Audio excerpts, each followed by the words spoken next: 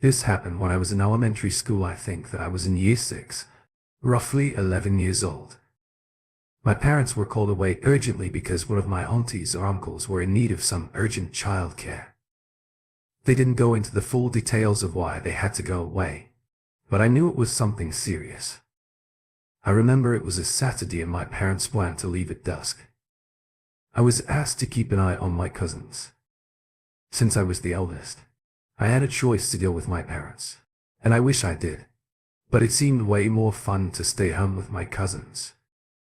The cousins in question were a 7-year-old boy and a 5-year-old girl. They were siblings. They kept nagging me to go and play with them. I couldn't take it anymore and I buckled to the persistent requests from my little cousins. The younger sibling demanded a game of hide and seek. I didn't mind that I wasn't too cool for a game of hide and seek. I thought that if I let them go and hide, I would have a couple of seconds peace while I counted down before I had to go and find them. I counted down from 50 and then I went to find them. My male cousin, the older sibling, hid in a nearby wardrobe, so he was easy to find. His sister, however, proved incredibly difficult to find. I couldn't really be bothered to search every place in the house, so I thought if I called out to her I would be able to find her. I walked around the house asking aloud, "Are you ready?" And because she was little and didn't really understand the premise of the game, she would enthusiastically answer, "Yes, I am." It sounded like she was hiding under the bed. I bent down as silently as I could and looked under the bed, but there was no one there. Strange.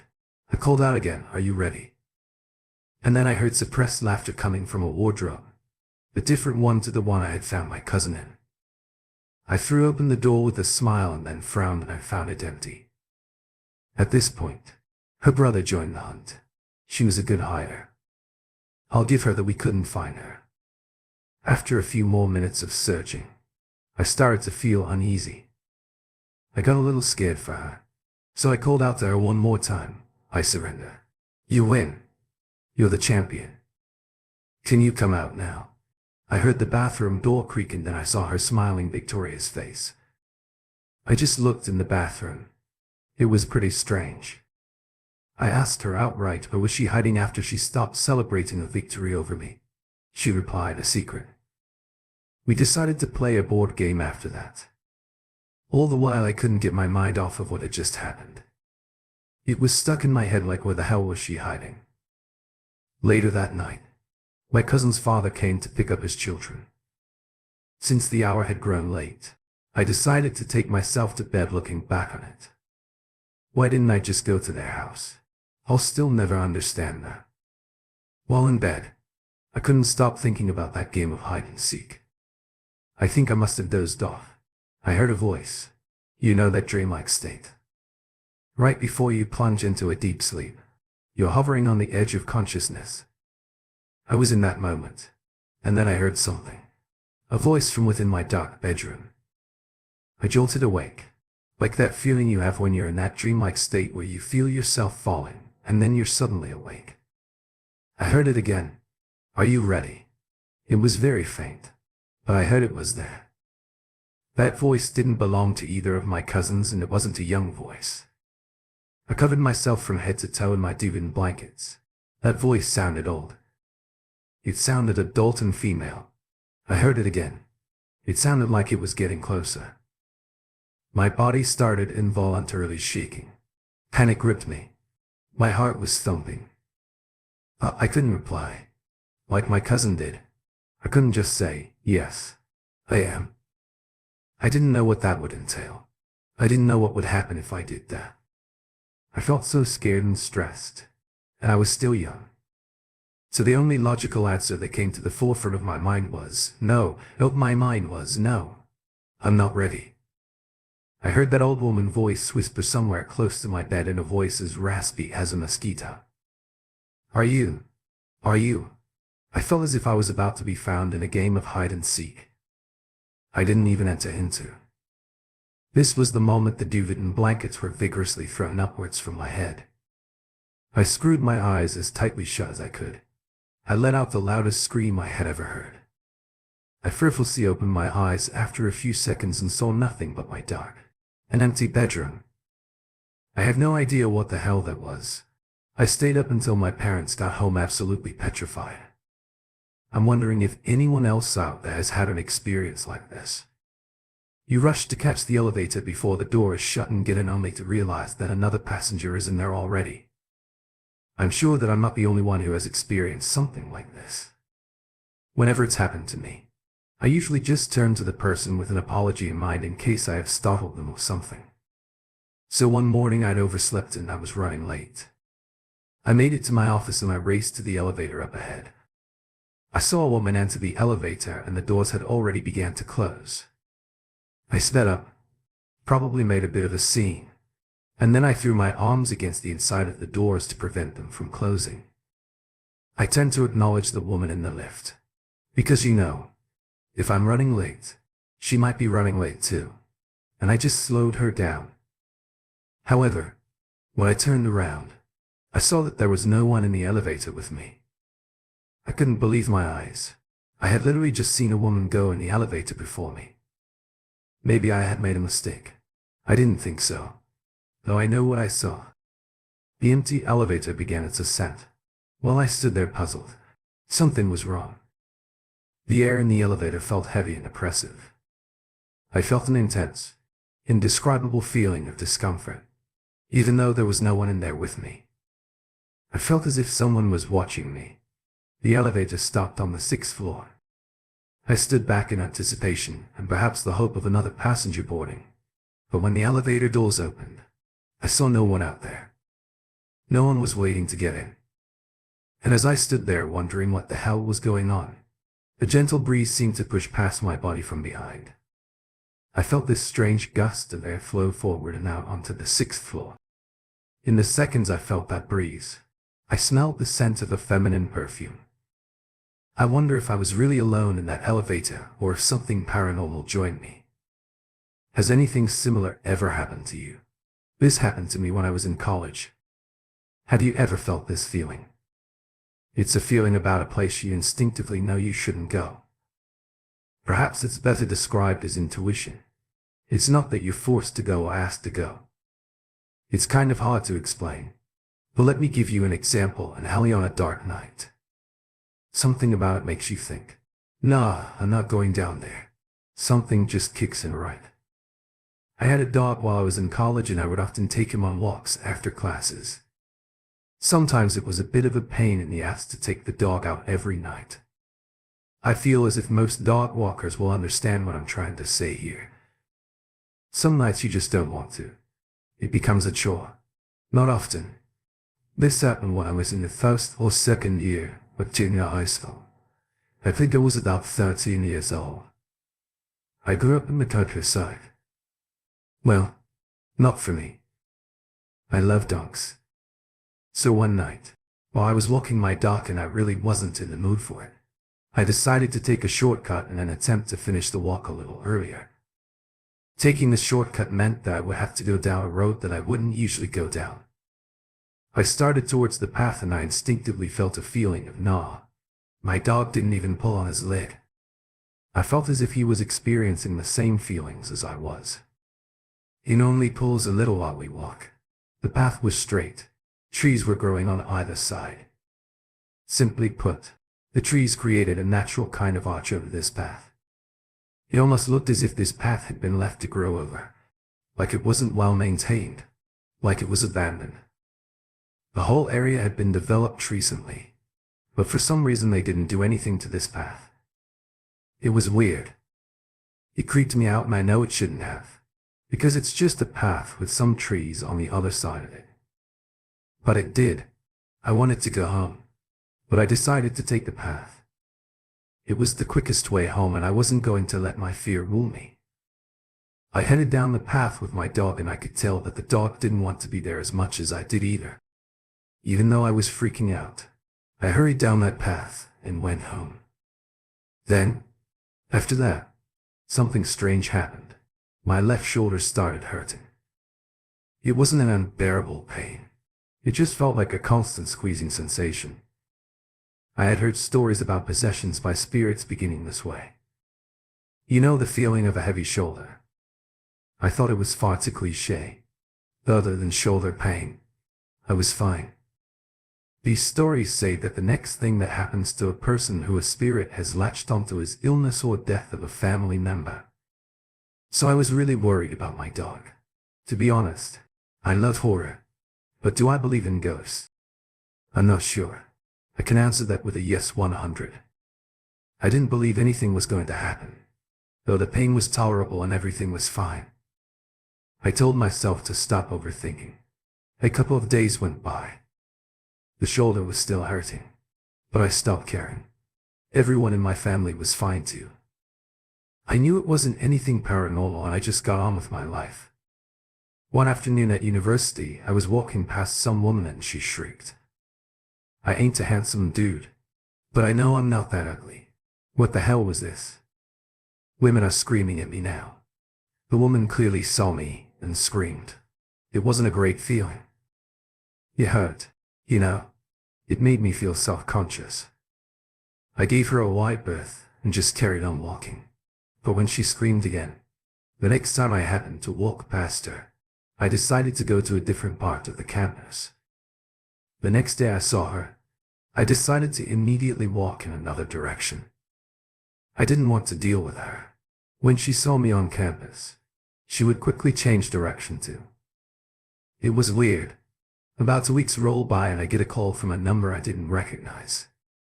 I took the call and it was a guy. He said that he was the boyfriend of the girl who had been so visibly disgusted by my appearance. He asked to meet me. He said that he and his girlfriend needed to speak to me about something urgently important. I almost hung up on him, but then he said he could explain why his girlfriend was acting so weird. When she saw me, and I was more than curious to find out the answer to that, he asked me to meet him in an unpopular classroom on campus. I thought that was a little bit random, but I guess it would be better to speak in private than in front of my classmates. I met both of them in the classroom, and as soon as I went in the room, his girlfriend started freaking out again. I hated it. I started to wonder if they just called me to mock me or something. She was so freaking weird. She was acting like a character from a TV show or something. She wasn't normal. And I started to get a bit creeped out by her. Then her boyfriend, like he was cheering her on or something, prompted her to talk to me like it was some kind of monumental challenge. "You're haunted," she said. "Try and imagine it." Right. A woman who always screams when she sees you tells her boyfriend to call you up and then bring you to a classroom to tell you that you're possessed or something. In normal circumstances it would be kind of funny, but the story doesn't end there. So this girl at university has the sixth sense and I'm haunted. I said, "What are you basing this on?" And she replied, "I cannot tell you. It's too dangerous. Can you please tell me your email address? We can talk there." What the hell is going on? I wondered. I had no other ailments or issues besides my shoulder. It had been sore for 2 months. But I mean, come on. That doesn't constitute a haunting, does it? So I refused. However, she managed to get a hold of my email address and I started to get emails from her. I guess when you're a student, it's not that hard to find another student's email address, right? But anyway, every single night I would get something like this. I've changed my email address a bunch of times since graduation, but she still somehow ends up finding it so weird. It's been 5 years. My left shoulder still feels heavy and it hurts now and then, but I've really gotten used to it. My shoulder's the least of my problems. This happened when I was in the first or second year of junior high school. I think I was about 13 years old. I grew up in the countryside. It's this woman who scares me. People are creepier than ghost stories. Trust me. She keeps trying to get in touch with me. This happened when I was in the first or second year of junior high school. I think I was about 13 years old. I grew up in the countryside. There's an urban legend about some kind of monster called one. I think it's unique to where I grew up, although I have heard some people from neighboring villages share stories about it too. It was the type of story you were told when you were younger and the intent was to scare you. When I first heard the story, it made me shudder. In short, it's about this hulking black figure that had this bone-white face. It watched you. That was the creepiest thing to me. It always watched you. It watched and waited to see if you misbehaved or misbehaved. And if you did, it would come for you. So I would spend most of my days outside of the watchful eyes of my parents, petrified that one was watching me. I didn't want to do anything bad. As years went on and I got older, I gradually forgot about the legend. One night during summer, when I was in high school, I remember my dad left suddenly to go and return EVD. It wasn't like him to do that. When he drove, he always looked out of his windows, side to side, front to back. All the time he was like that. We had these little farm lanes running through the masses and masses of fields, and as he passed by one field, he said he saw something. A huge, dark figure with a pure white face stood in the middle of the lane between each field. He said that it didn't look like a regular guy and he hadn't seen anyone that big before. He was surprised but wasn't interested in stopping. I will try and describe what he said he saw in a little more detail. Well, like I said, it had a pure white face. It looked like it was wearing thick clothes too. He said he saw a hat as well. The reason I remember it so well was because my dad's description of it sounded so unnerving and creepy. My dad said he probably just saw a scarecrow in a field. He thought that if it was a scarecrow it would probably be in the same place in the same field on the way back from the store, and he made a mental note to check it. And if it was a human then, it wouldn't hang around in one spot for too long. He ended up being about an hour at that video store. So on the way back from the store he kept his eyes out for it. He passed the field where he saw it and it was still in its original position. However, when he looked in the rearview mirror, he saw that thing step out into the road. He was adamant that he saw that because we lived in a rural area. There were many straight country lanes on the drive home. All he could think about was that thing was somewhere behind his car. Out there in the dark he was drinking. When he told me this, he said that I'm glad I wasn't doing something I shouldn't have been. You know, and that made me remember the legend we were told as children. I asked my dad about it. I asked him about the creature called One. I wanted to find out more about. It turns out the story wasn't something that adults created to scare children. This is going to be kind of hard to explain, but I'll try my best. In Japan we feel intense societal pressure, behaving well in public, at home, anywhere. We feel like we are being watched and we feel like the shame or fear of being caught doing something we shouldn't is unbearable. I think that goes for most people on Earth. So if you imagine you're a little kid and you're caught starting a fire or something, you start to worry about how much trouble you're going to get in with your parents or the police, all sorts. So One is the watcher. We were taught that if you were doing something you shouldn't, One would be watching.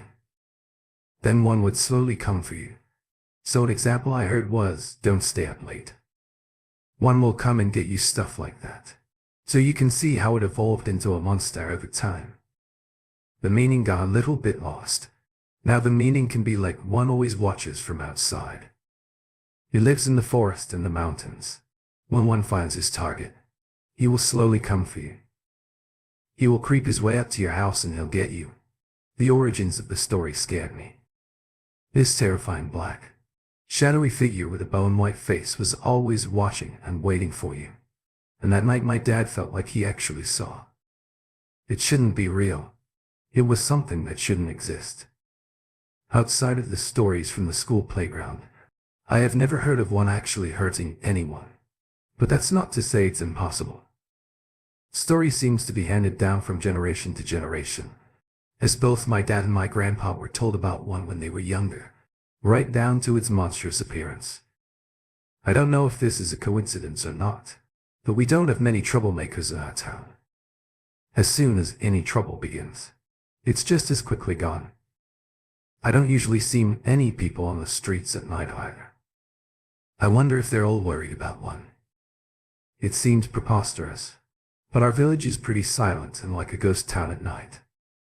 When you think about it, One isn't that bad of a thing. If someone sees it, they just have to stop doing whatever bad thing they were doing before it follows you home, right? So I don't know what my dad was doing that night. That was bad. But I was really scared for him.